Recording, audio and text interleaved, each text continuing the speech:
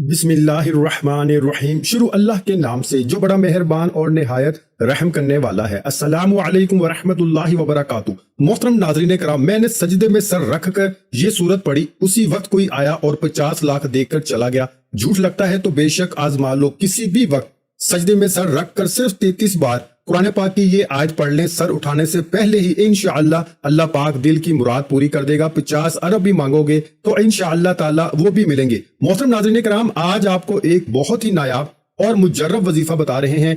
आप तमाम नाज़रीन जो इस वीडियो को देख रहे हैं, इन तमाम दोस्तों के लिए और भाइयों के लिए, और खास तौर पर मेरी बहनें जो कि शदीद परेशान हैं, जो भाई और बहन रोजाना की बुनियाद पर हमें कमेंट्स करते हैं कि हम माली तौर पर शदीद परेशान हैं, हमारे रिस्क में बहुत रुकावटें हैं, हमारे रिस्क में बहुत ज्यादा मसले मसाइल चल रहे हैं। अक्सर अफराद यही कहते हैं कि हम जिस काम में हाथ डालते हैं उस काम में हमें नुकसान ही होता है, हमारा रिस्क जो है वो बिल्कुल बंद हो चुका है, कोई रास्ता हमें समझ ही नहीं आता, हमें बताएं कि हम क्या करें तो क्या करें, हम कौन सा वजीफा पढ़ें। हम सारे वज़ाइफ भी पढ़ते हैं लेकिन हमारा कोई वजीफा असर ही नहीं करता। नाज़रीन कराम, आज इन तमाम दोस्तों के लिए, भाइयों और बहनों के लिए इंतहाई खास मुजर्रब, आजमूदा और मुस्तनद वजीफा बताने लगा हूँ। रिस्क और दौलत के जितने भी मसाइल हैं सारे हल हो जाएंगे और सब किस्मत के बंद दरवाजे खुल जाएंगे। और इंशाअल्लाह जो लोग कर्ज में डूबे हुए हैं, जिन लोगों का बच्चा बच्चा कर्जों में डूबा हुआ है, इनका सारा कर्ज भी उतर जाएगा। जो बंदा नौकरी के लिए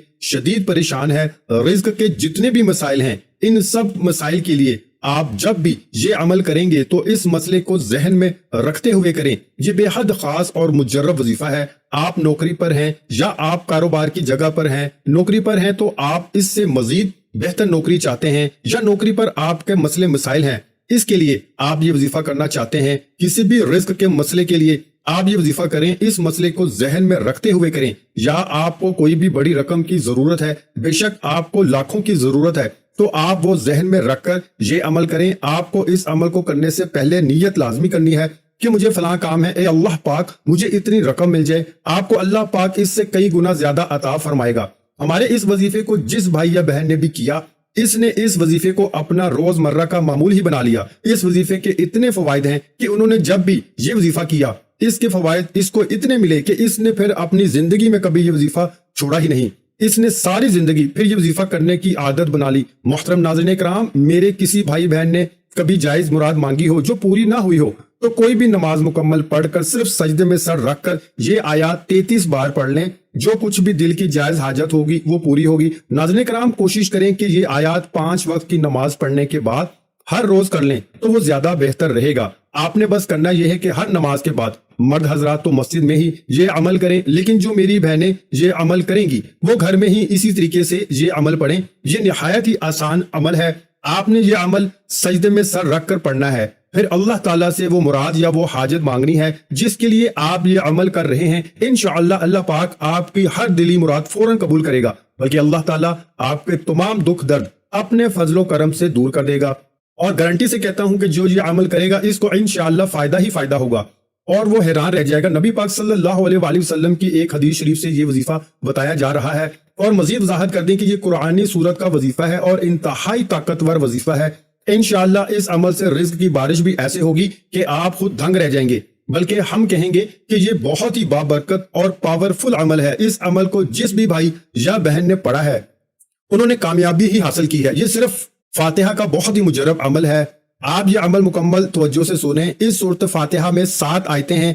मुख्तलिफ दीनी किताबों में हवाला मिलता है कि इब्लीस भी अपनी पूरी जिंदगी में अभी तक सिर्फ 4 मरतबा रोया है और इसने खूब आंसू बहाए हैं। एक उस वक्त जब इस पर रब की लानत हुई, नंबर 2 उस वक्त जब आदम अलैहिस्सलाम की तौबा अल्लाह ताला की बारगाह में कबूल हुई, नंबर 3 उस वक्त जब हजूर अकरम सल्लल्लाहु अलैहि वसल्लम को अल्लाह ताला ने अपना आखिरी नबी और रसूल बनाया, और नंबर 4 उस वक्त जब ये सूरत यानी सूरत फातिहा नाज़िल हुई। अब यही सूरत यानी सूरत फातिहा ही इब्लीस की राह में सबसे बड़ी रुकावट है।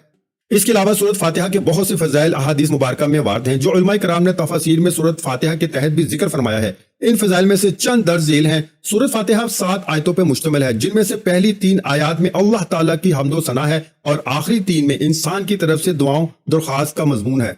रब्बुल इज्जत ने अपनी रहमत से खुद ही इंसान को सिखाया है। और दरमियानी एक आयत में दोनों चीजें मुश्तरिक हैं। कुछ हम्दो सना का पहलू है, कुछ दुआओं की दरख्वास्त का। सही मुस्लिम में रवायत हजरत अबू हुरैरा रजी अल्लाह ताला अन्हो से मनकूल है کہ رسول اکرم صلی اللہ علیہ وآلہ وسلم نے فرمایا کہ اللہ تعالیٰ نے فرمایا ہے کہ نماز یعنی سورۃ فاتحہ میرے اور بندے کے درمیان دو حصوں میں تقسیم کی گئی ہے، نصف میرے لیے ہے اور نصف میرے بندے کے لیے، اور جو کچھ میرا بندہ مانگتا ہے وہ اس کو دیا جائے گا۔ پھر رسول اکرم صلی اللہ علیہ وآلہ وسلم نے فرمایا کہ بندہ جب کہتا ہے الحمدللہ رب العالمین تو اللہ تعالیٰ فرماتا ہے کہ میرے بندے نے میری حمد کی ہے، اور جب وہ کہتا ہے الرحمن الرحیم اللہ تعالیٰ فرماتا ہے میرے بندے نے میری تعریف و ثنا بیان کی ہے، اور جب بندہ کہتا ہے مالک یوم الدین تو اللہ تعالیٰ فرماتا ہے کہ میرے بندے نے میری بزرگی بیان کی ہے، اور جب بندہ کہتا ہے ایاک نعبد و ایاک نستعین تو اللہ تعالیٰ فرماتا ہے یہ آیات میرے اور میرے بندے کے درمیان مشترک ہے، کیونکہ اس میں ایک پہلو حق تعالیٰ کی حمد و ثنا کا ہے اور دوسرا پہلو بندے کی دعا اور درخواست کا۔ اس کے ساتھ یہ ارشاد ہوا کہ میرے بندے کو وہ چیز ملے گی جو اس نے مانگی۔ پھر جب بندہ کہتا ہے کہ اہدنا الصراط المستقیم آخر تک تو حق تعالیٰ فرماتا ہے کہ یہ سب میرے بندے کے لیے ہے اور اس کو وہ چیز ملے گی جو اس نے مانگی۔ رسول کریم صلی اللہ علیہ وآلہ وسلم نے فرمایا کہ قسم ہے اس ذات کی جس کے قبضہ قدرت میں میری جان ہے، سورۃ فاتحہ کی نظیر نہ تو تورات میں نازل ہوئی، نہ انجیل اور زبور میں، نہ خود قرآن کریم میں کوئی دوسری سورت اس کی مثل ہے۔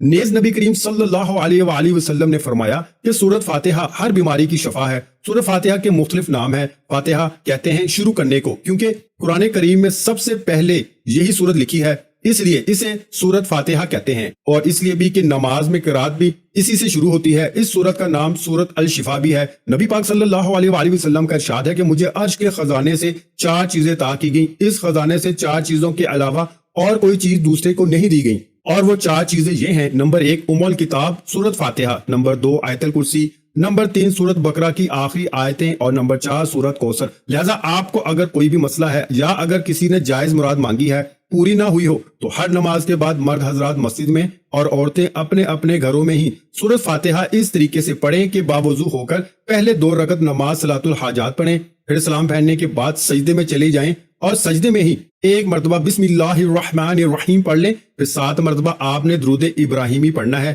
پھر آپ سورۃ فاتحہ پڑھنی شروع کریں۔ لیکن جو ہی آپ ایاک نعبد و ایاک نستعین پر پہنچیں تو 33 مرتبہ ایاک نعبد و ایاک نستعین پڑھیں، پھر جب 33 بار مکمل ہو جائے تو باقی سورۃ فاتحہ مکمل پڑھیں، پھر 7 مرتبہ سورۃ فاتحہ اور درود ابراہیمی کو سجدے میں سر رکھ کے پڑھنا ہے، پھر سر اٹھا کر اور ہاتھ پھیلا کر اللہ تعالیٰ سے وہ مراد و حاجت مانگنی ہے کہ جس کے لیے آپ یہ عمل کر رہے ہیں۔ انشاءاللہ آپ کی ہر دلی مراد اور ہر دعا فوراً قبول ہو جائے گی۔